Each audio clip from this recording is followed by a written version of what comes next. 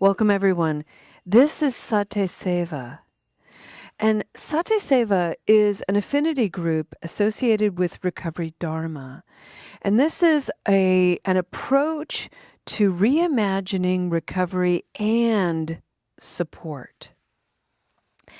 And we're doing this by using the practices of mindfulness. And this is a collection of 16 different mindfulness practices that are focused entirely on the issues related to recovery and when we find ourselves in a supportive role. Now, I know many of us here today are on our own personal journeys of understanding and recovering and really discovering our relationship to habit energy.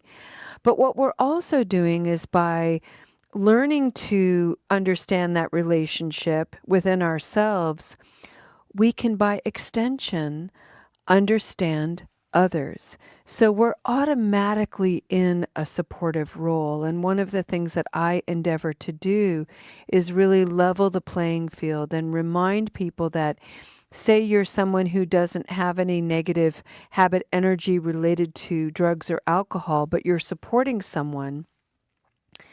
The reality is, by virtue of being human, you probably have some other negative habit energy. And what the Buddhist practices of mindfulness remind us is that so often our negative habit energy is attached to the way we think. The repetitive, obsessive thought that can negatively impact our actions. So if we are thinking negative thoughts about ourselves, like, I'm an idiot, I'm stupid, I'm never going to get this right, I should be farther along than I am, I can't believe that I've wasted my life, blah, blah, blah, that will impact our actions. And it is a very, very common human experience. It's suffering, in a word. So today, I'd like to set the intention for our practice by using a sentiment of loving kindness. I love this one. This one reads, "May I remember that to be alive is to breathe the miraculous. May I remember that to be alive is to breathe the miraculous." This is the book we use, Satiseva, Reimagining Recovery and Support. If you don't have a copy of it, you can order one through Soul Center if you'd like. I'll make sure you get a signed, gussied up copy. Today we're starting a brand new chapter, and we're going to be exploring the mindfulness practice of ambivalence. And for those of you who are new to Satiseva, Satiseva is arranged in 3 parts. Spirit, there are 5 practices. Body, there are 4 practices. And mind, there are 7 practices.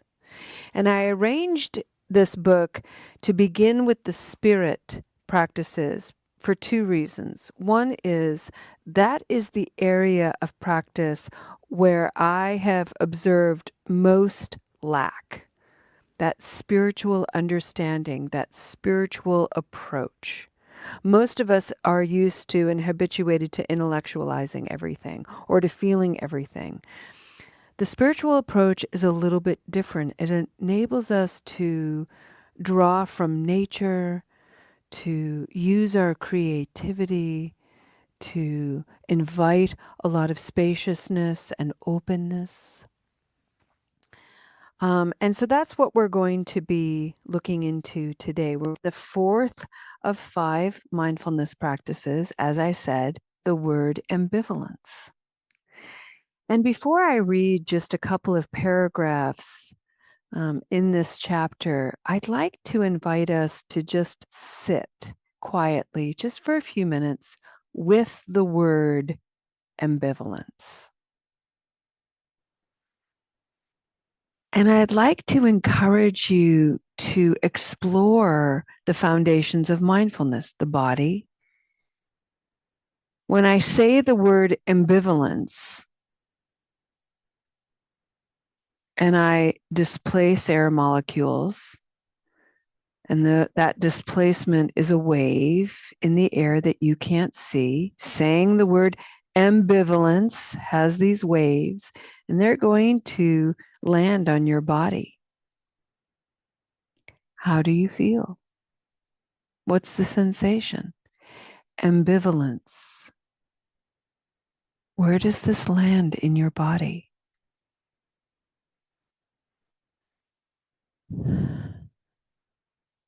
The second foundation of mindfulness that might be immediately after is, what are some of the emotions that get stirred up?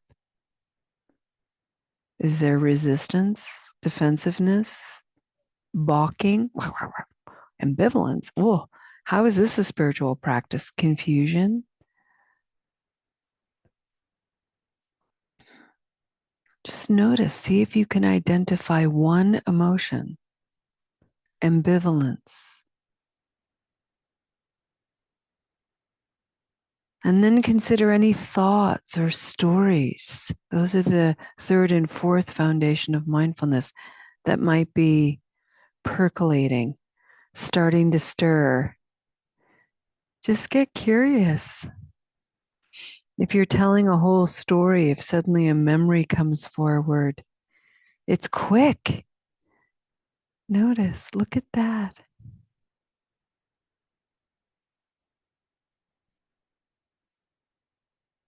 And just enjoy this gift of quiet reflection.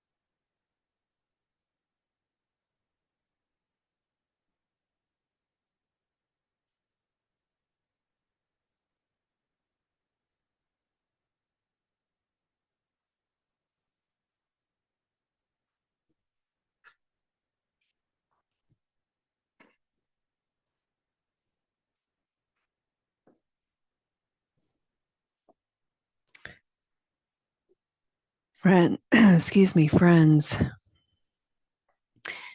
After reading Beyond Addiction, How Science and Kindness Help People Change, a book I highly recommend, by the way, I started to contemplate ambivalence and realized it is an underrated concept which is not discussed nearly enough, mostly because it is interpreted negatively.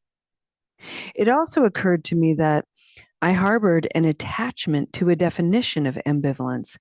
I thought if ambivalence could speak, it would express an indifferent mood and tone like, nah, meh, life happens, whatever, who cares?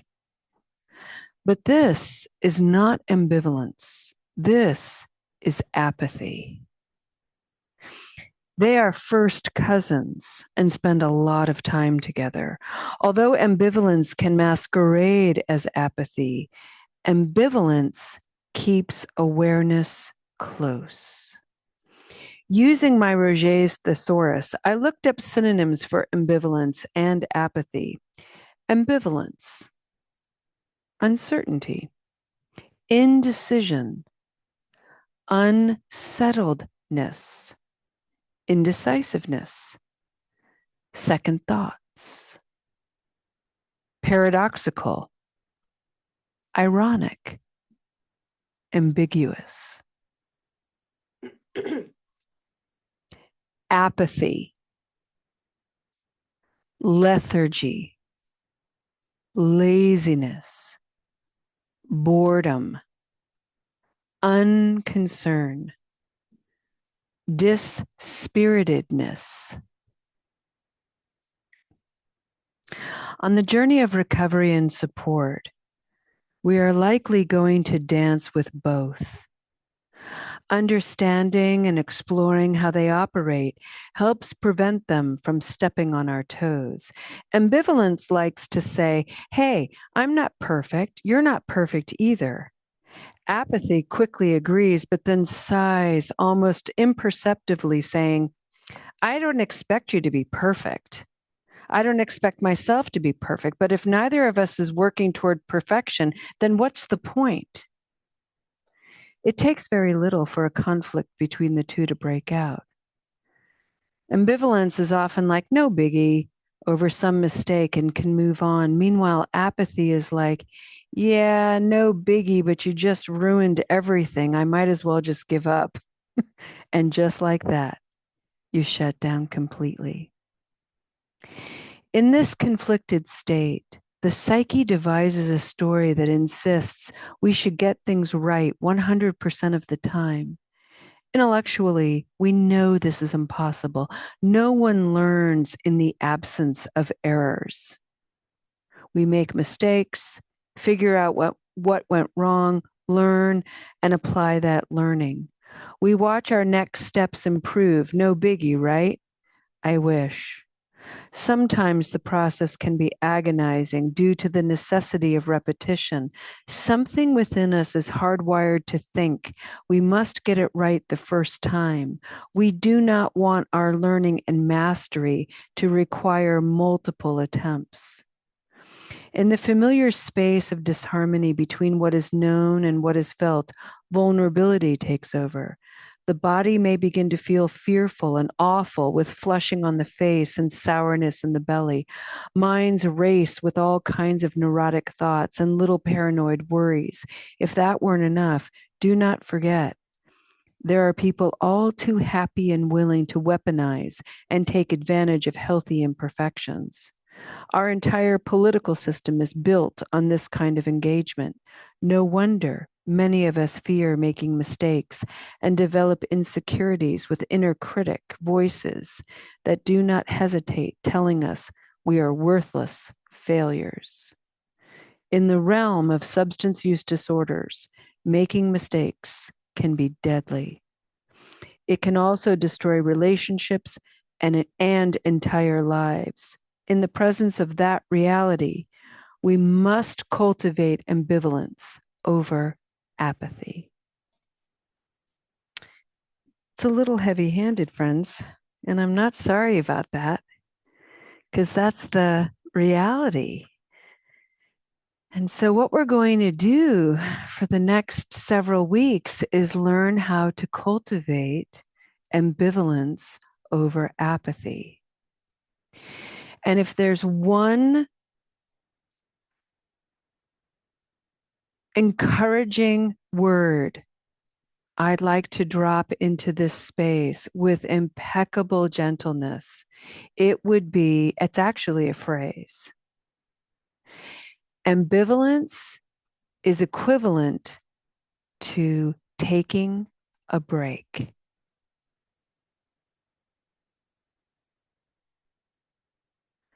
Taking a break. Another phrase might be lightening up. Another word would be ease.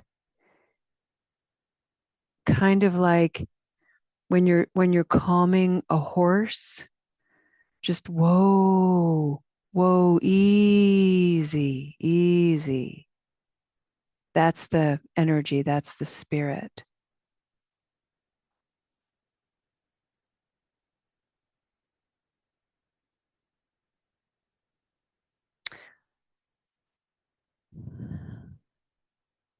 And why is that? What's the motivation behind needing a break when really looking at and remembering the value of ambivalence on this journey? Well,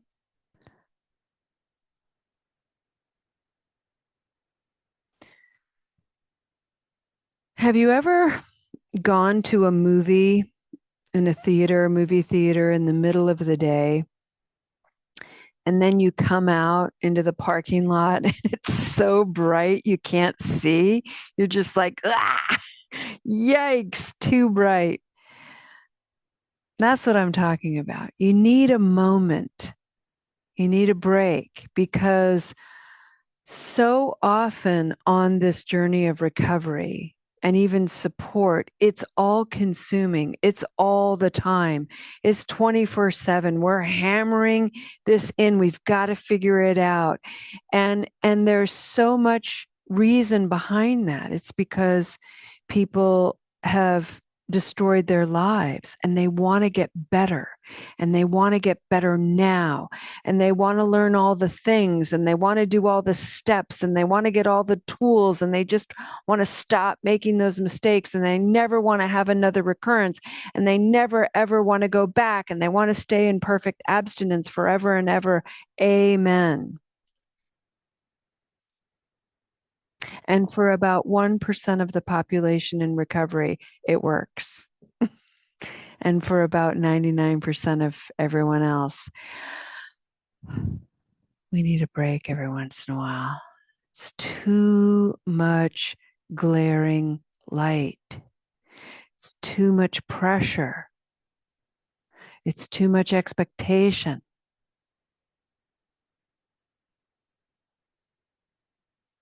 It's too much striving.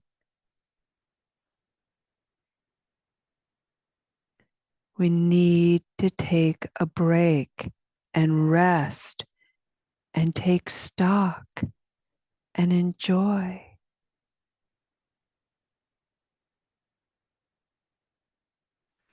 It's a little bit like if you've ever been on a path hiking and there's something within the psyche that's so motivated to get to the destination, to get to that end point, to get to the view.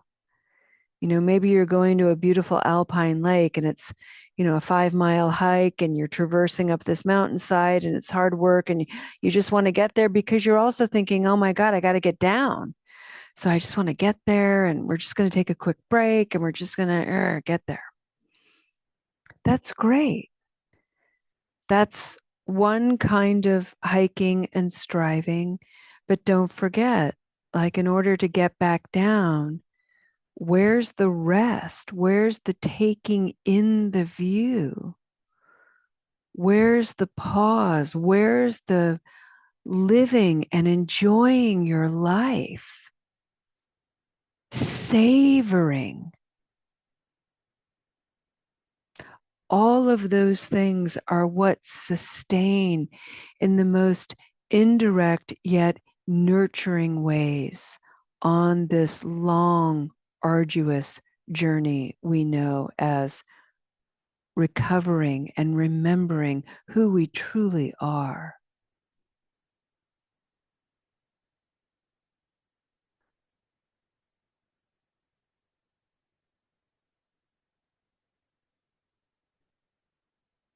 One of the synonyms that I read was about indecision. When we're in an ambivalent state of mind, there's a lot of indecision going on. I don't really know. You're in that kind of waffling stage, right? You kind of know, but maybe not. I want to do this next thing, but I don't know. That feeling. It's almost nonverbal. It's that sensation of that's the ambivalent state of mind and heart. And what I'm inviting and encouraging here is pause. Just take a moment and recognize, oh my gosh, I've been grinding on this. I've been thinking about this and overthinking about this. I've been trying to hammer out some clarity.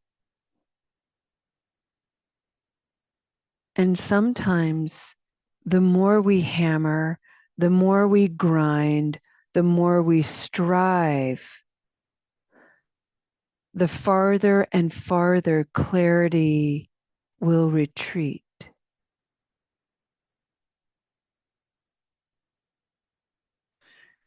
And so sometimes when we can just lighten it up, pull the pressure back, take the weight off a little, take a break, go do something else, go think about something else, go for a swim in the lake, go for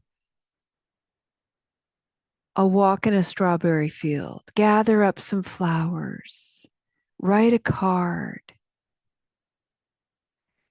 dump out your junk drawer, anything. And you may find that when your attention is completely diverted because you're taking a break, you've just got this like, nah, I'll figure that out later. I can't do that right now. And you do something else. Suddenly the clarity comes, it overcomes.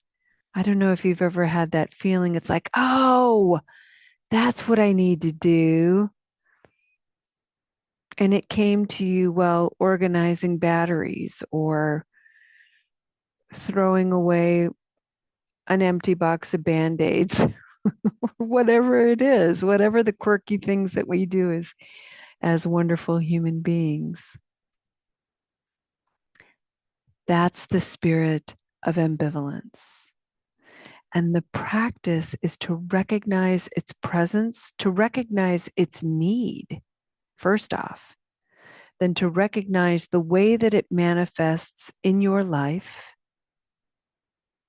and then to engage yourself in a lighter, more wholesome, spiritual way that isn't so oriented toward striving, urging, pressure. Take your time.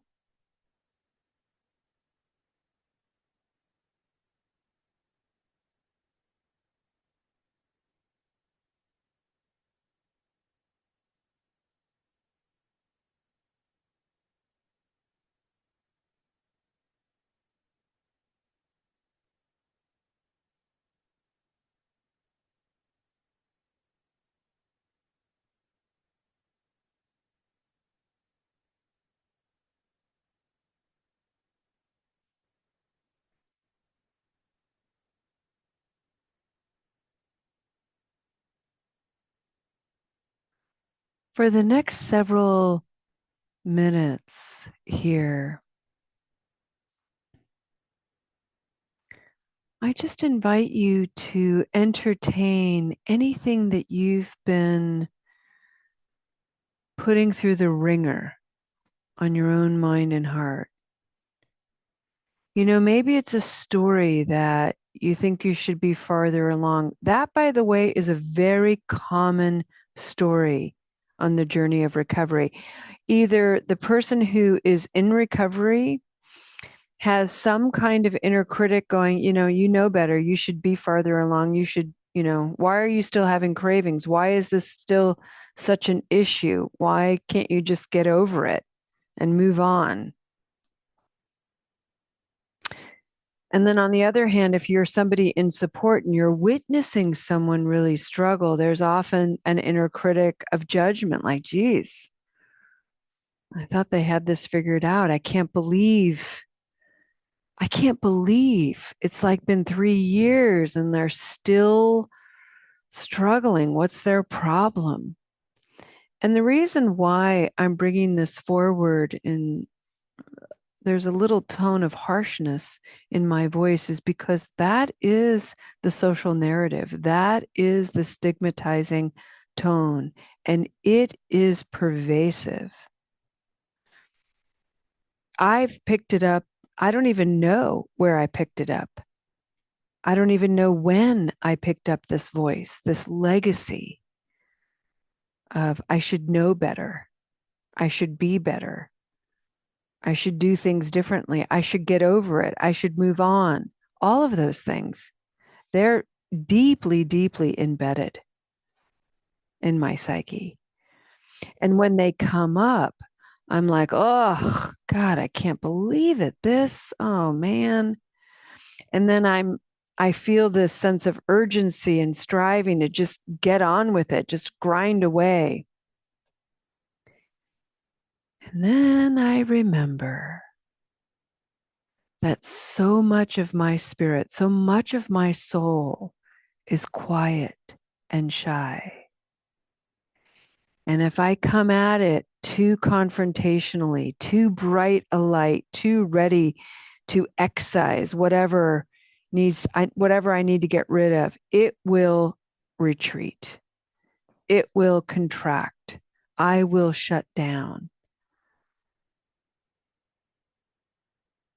I'll create more confusion. And so what I need to do is take a break. And I have a habit, a very positive habit, of when I'm in an ambivalent state of mind and I'm like, oh, I don't know which way to go. What I tend to do to encourage that shy part of me to come forward with clarity is I make sure I do something I really, really enjoy. So there are 3 go-tos for me, maybe 4. The first is I write. I write letters, I write articles, I write books, I write. The second is I work in my gardens, or in the off season, I tend to my plants, my indoor plants. But I don't just water them. I flirt with them. I talk to them. I use like a goo-goo voice. Oh, you pretty little thing. I kiss them. It's ridiculous. I know. And I do it anyway. You should too. It's wonderful. It's ridiculous. Bring a little ridiculousness to your practice. The third thing I do is I create. And my number one source of creative energy is to sew. Needle and thread. I'm a textile artist. And so I sew. And then the fourth thing I do is I cook, because I really believe in the value of nurturance in food. And this just diverts my mind and my attention. And invariably, the wisdom that I was grinding away for, striving for, the destiny of understanding, it will come in the weirdest downloads. What do you enjoy?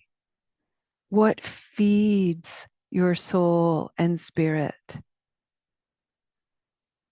Music, art, affection.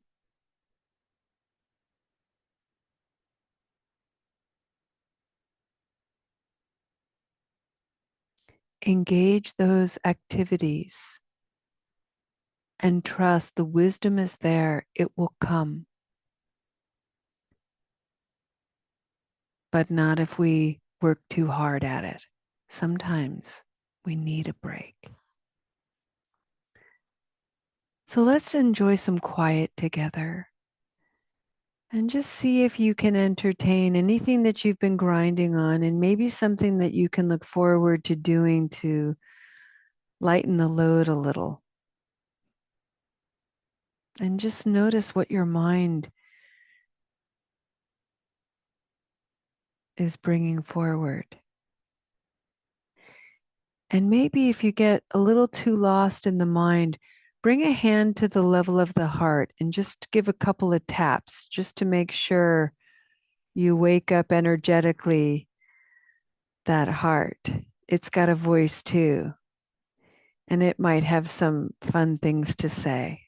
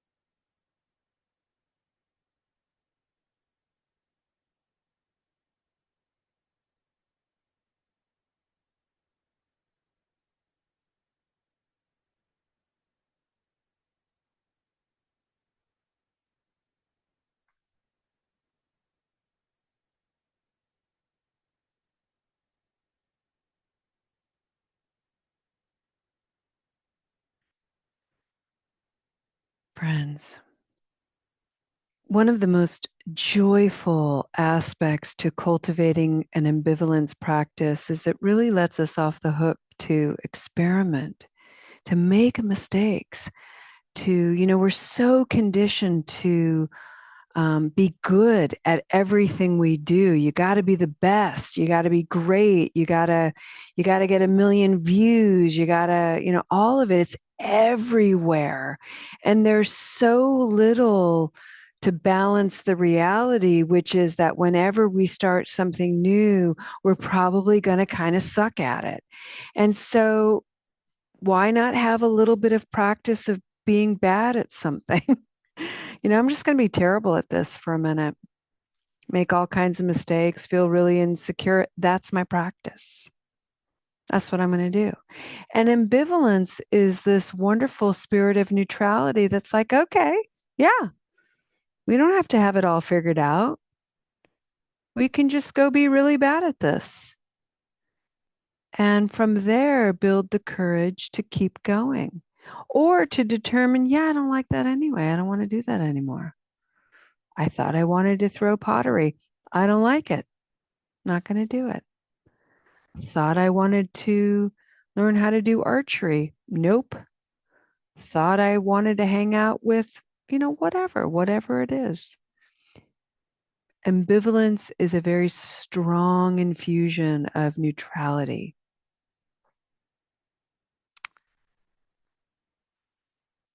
So let's just take a couple of deep breaths,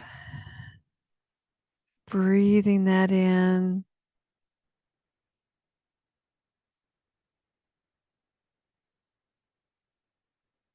Breathing it out.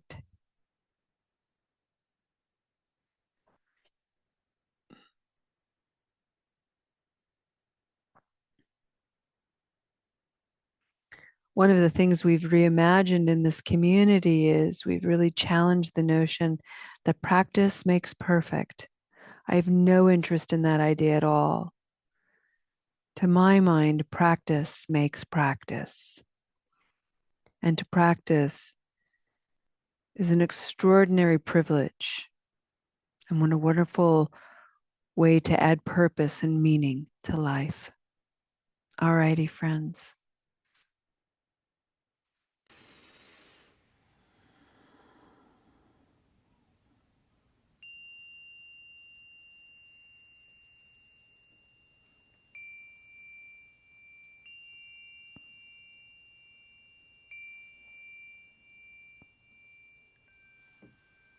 So I just want to remind us that part of ambivalence is to just that gentle reminder that we have a propensity to be really hard on ourselves, and that reflects a very ancient mythology that if we just beat ourselves up, somehow do the penance, that will bring forward the righteousness. And I think it's true and not the whole truth. Right.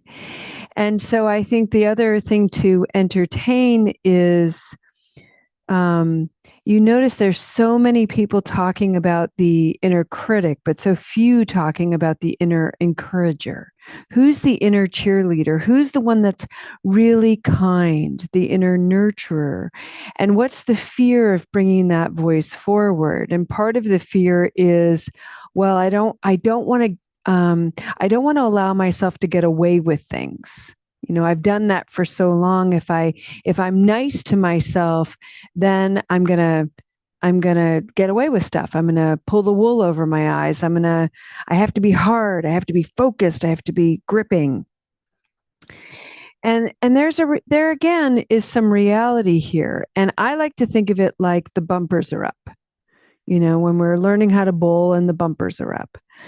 The problem is that for many of us, we've lined the bumpers with like stakes, sharp things or really gritty sandpaper. So every time we hit the bumper, we feel like, oh yeah, that hurts. I must be doing something right. I can't have the bumpers up and be something soft. That won't be as meaningful. I need the grit. I need the pain. Yeah, maybe sometimes. But sometimes we need those bumpers to be bubble wrapped. Or sometimes they can have, a foam padding. We'll be all right if we can just have a little bit of kindness too. Both are okay. And learning how to navigate both is really, really important. And not taking one or the other so seriously all the time. Ah, so much good stuff, right? We're so fortunate. I want to give you a heads up of what we can look forward to in the coming weeks of our practice. So again, we're going to meet on the third Wednesday and the third Sunday. And the three sections that we're going to be reviewing in this chapter include sacred paradox and taking stock. So sacred paradox is all about working with the duality that's in our lives. I'm a wonderful person, and I'm a monster at times too, mostly in my mind. It's true. I really am. I'm a lovely person, but some of the violent, monstery thoughts I can conjure, yikesters, both make the whole of me. I'm incredibly productive, and I am benevolently lazy. Both are true. Yeah. I am. All right, so that's sacred paradox, working with the duality within all of us. And then taking stock is a practice of a couple of things with taking stock. It's the idea of remembering what we've done. Man, because most of us do so much, but we don't take stock because we're too busy looking at how it's not enough and how much more there is to do without realizing, I keep piling on. I keep piling on. It's never ending. Take stock. Everything you do is a step forward on this journey of life. Another chapter we're going to talk about is certainty. We got to know. We got to know. We got to have it figured out. We got to know right now. And then the last section is one that I've called seriousness. We're so serious and we're so afraid to be silly and ridiculous. And I'm very fortunate because my dad, he has this little voice that's right here that I hear every once in a while. And years ago, my dad and I were having a conversation, and he said very lovingly, he just kind of looked at me and he goes, you're odd. And I just thought that was such a great permission slip. I was like, yeah, okay. Yeah. So the instruments of peace that we're going to be exploring, these are the tools of ambivalence, what we can use. One of them is the taking stock practice. It is a powerful, powerful tool. And the other is an instrument of peace that I call small wonders. And that is one of my favorite practices. And instruments, and if you ever visit me on my farm, I will inundate you with small wonders. It's crazy and wonderful and fun. So that's what we get to look forward to. Friends, just a couple of announcements again. Get your book. Get your Recovery Dharma book. I would highly recommend Beyond Addiction. If you just Google Beyond Addiction, it's an excellent book written by some psychologists. And I found it deeply, deeply inspiring and supportive for this spiritual approach that I'm bringing forward in Satiseva. Lo has posted the link to Soul Center. You can check out all of our offerings. I do want to remind everybody that it's not too late to sign up for morning meditations. We meet on Monday mornings at 9 a.m. and we're going to be talking about duality and non-duality for the month of July. If you can't attend, but you'd still like to receive the audio recordings, there's an option to do that as well.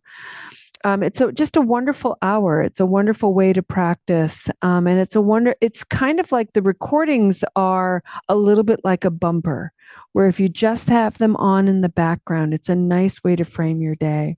So that's tomorrow. And we've got a couple of events that we're working on. We'll keep you posted. Email me with any thoughts, questions, concerns. I've been reminding people that on the Soul Center website is a contact form, and that will automatically include you in our list. We put out a mailer, like an email flyer thing that lets you know of the up and coming events. We don't do it very often, a few times a year, and you can get on our mailing list. I think that's it. Lo, can you think of anything else? No? Okay. All righty. So let's go ahead and end our practice today with a dedication of merit. And today I'd like to share with you some statistics, because I think sometimes we can forget. We show up to Recovery Dharma meetings, we show up with people who are like-minded, and we might forget how rare this is and how radical this is and how unusual this is. So let me just give you a perspective to play with. There are 50 million people in the United States alone with a diagnosed substance use disorder. Diagnosed. So they're in the system. That doesn't include the millions of people who go undiagnosed with a substance use disorder. 50 million people.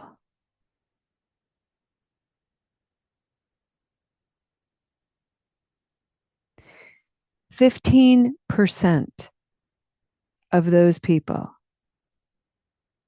will seek help or treatment of any kind. That means 85% of all people with a diagnosed substance use disorder aren't doing anything. Maybe they don't have access to treatment. Maybe they don't have resources available to them. Maybe they don't want it at all.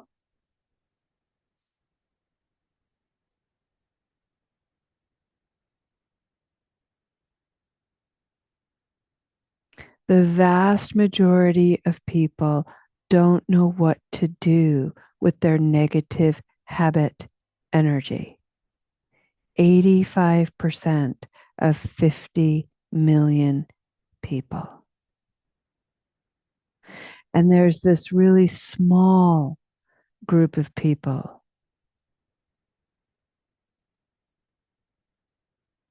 who are seeking some kind of treatment.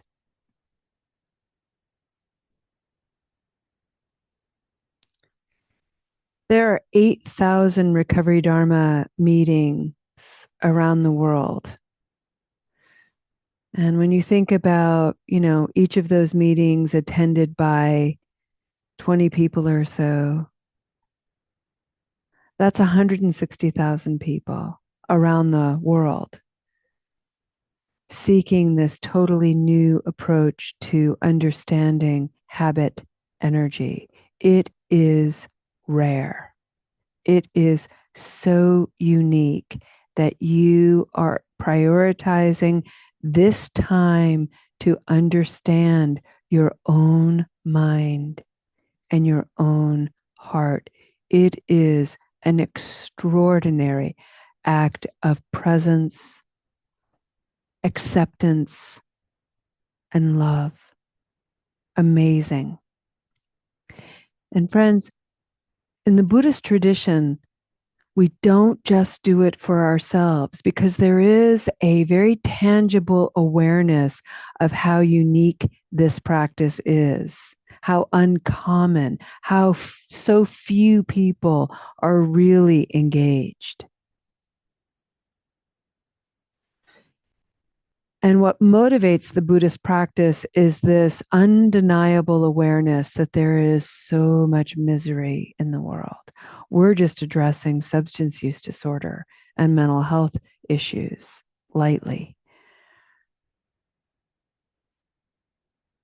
So it is worth saying that even a moment of insight, a moment, an aha of awareness that you're experiencing will, by extension, ripple out into the world. And that is amazing. That is like breathing in the miraculous. I beg you to take stock of this. I beg you to savor how amazing your effort is. And I encourage you to keep going despite the inner criticism, despite the inner hostility and aggression. And if you forget, as you will, as I will, sati, mindfulness, is always there. And um, a more accurate interpretation of the word sati, we know it as mindfulness, but it actually means to remember. So when we forget, one of the things we can do in our body is simply lift the heart. And by lifting the heart, you will remember that you have a Buddha nature, and your Buddha nature is incorruptible. You know who you are, and you know how to access your magnificence, and you already know how to trust the perfection of the unfurling of life. It's there, vying for your attention 24/7. And when you remember, you can breathe that in like a miracle, and it will change your presence. And by extension, it will change the world. That's how amazing you are. That's how amazing your practice is. I am profoundly inspired. It's what enables me to keep going. Thank you, friends. Namaste.